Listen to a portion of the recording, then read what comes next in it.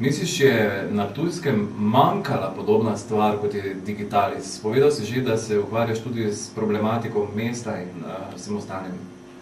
Ja, te stvari tak je. Jaz se zelo mnogo orientiram po zamejskih kulturah, kako denimo to počnejo v Avstriji, Nemčiji, tudi v projektih, kar se tiče zaposlovanja, delam in gledam, kako ljudje tam funkcionirajo.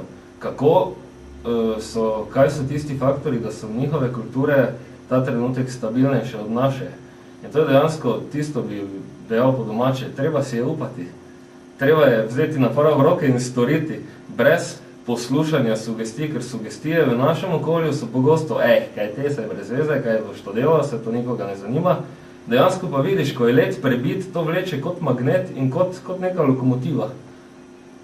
In potem se stvari odvijajo same po sebi.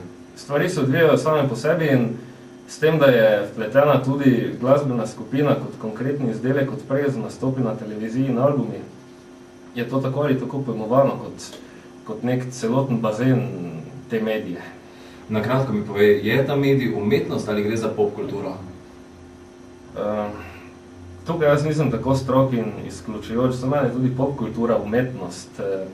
Digitalis pa obsega vse, že za študijo gledališča nemškega na Ptuju gre prvič za znanost, drugič za predstavitvijo tega na današnji sodoben način gre za umetnost, zagotovo pa gre tudi za popkulturo, kajti uspešna je tista oseba, katera uspe svoje produkte plasirati na širok rok in zagotovo gre tudi za popkulturo.